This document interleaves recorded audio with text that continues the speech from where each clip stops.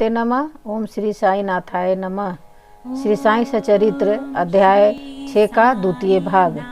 प्रिय पाठकों, आपसे मेरा अनुरोध है कि जो ये हम श्री साई चरित्र आपको पठन करके सुनाते हैं, कृपया उसे आप ज़रूर सुने, जिससे सुनकर आपके मन को, चित्त को शांति मिलेगा और आप सुख शांति से जीवन व्यतीत करेंगे। आप बाबा आप पर बहुत कृपा करेंगे।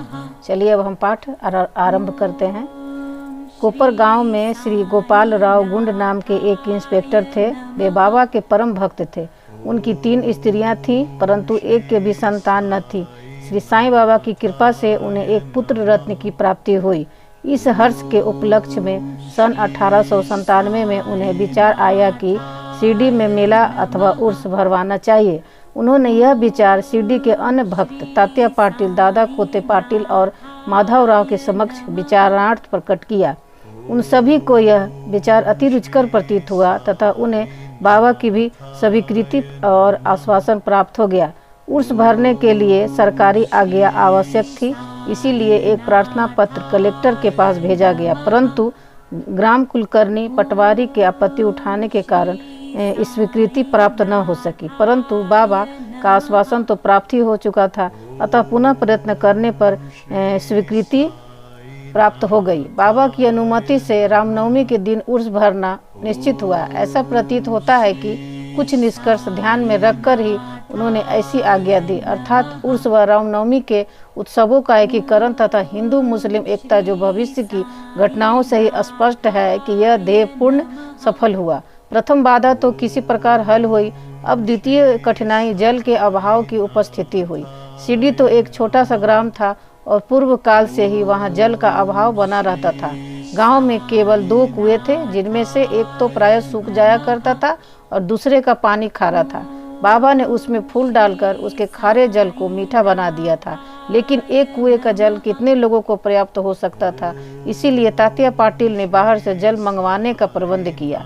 लकड़ी व बांसों की कच्ची दुकानें बनाई गईं तथा कुश्तियों का भी आयोजन किया गया। गोपाल राव गुंड के एक मित्र दामू अन्ना कसार अहमदनगर में रहते थे। वे भी संतानहीन होने के कारण दुखी थे। श्री साईं बाबा की कृपा से उन्हें भी एक पुत्र रत्न की प्राप्ति हुई थी। श्री गुंड ने उनसे एक ध्वज देने को कहा। एक ध्वज जारीदार श्री नाना साहब निमोड़कर ने दिया था। ये दोनों ध्वज बड़े समारोह के साथ गांव में से निकाले गए और अंत में उन्हें मस्जिद की, जिसे बाबा द्वारका माई के नाम से पुकारते थे, उनके कोनों पर फहरा दिया गया। यह कार्यक्रम अभी भी पूर्वतः ही चल रहा है।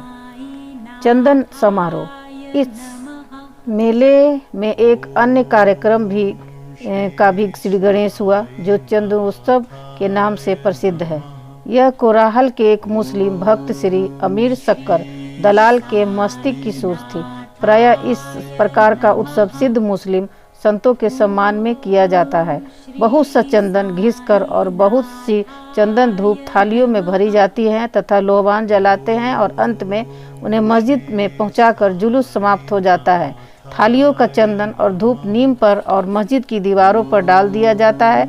इस उत्सव का प्रबंध प्रथम 3 वर्षों तक श्री अमीर शक्कर ने किया और उनके पश्चात उनकी धर्मपत्नी ने किया। इस प्रकार हिंदुओं द्वारा ध्वज व मुसलमानों के द्वारा चंदन का जुलूस एक साथ चलने लगा और अभी तक उसी तरह चल रहा है। प्रबंधन। रामनवमी का दिन श्री साईं बाबा के भक्तों को अत्यंत ही प्रिय और पवित्र है। कार्य करने के लिए बहुत से स्वयंसेवक तैयार हो जाते थे और वे मेले के प्रबंध में सक्रिय भाग लेते थे। बाहर से समस्त कार्यों का भार तात्या पाटिल और भीतर के कार्यों का श्री साईं बाबा की एक परम भक्त महिला राधा कृष्ण माई संभालती थी। इस अवसर पर उनका निवास स्थान अतिथियों से परिपूर्ण रहता और उन्हें सब लोगों की आवश्यकताओं का भी ध्यान रखना पड़ता था। साथ ही वे मेले की समस्त आवश्यक वस्तुओं का भी प्रबंध करती थी। दूसरा कार्य जो वे स्वयं खुशी से किया करती थी वह था मस्जिद की सफाई करना, चूना पोतना आदि। मस्जिद की फर्श तथा दीवारें निरंतर धूनी जलने के कारण काली पड़ गई थी।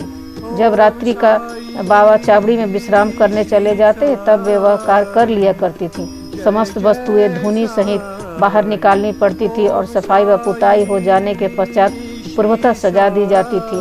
बाबा का अत्यंत प्रिय कार्य गरीबों को भोजन कराना भी इस कार्यक्रम का एक अंग था। इस कार्य के लिए बृहद भोज का आयोजन किया जाता था और अनेक प्रकार की मिठाइयाँ बनाई जाती थी। यह सब कार्य राधा कृष्ण माई के निवास स्थान पर ही होता था। बहुत से धनाढ्य व श्रीमंत भक्त इस कार्य में आर्थिक सहायता पहुँचाते थे। बोलो श्री सद्गुरु साईनाथ महाराज की जय।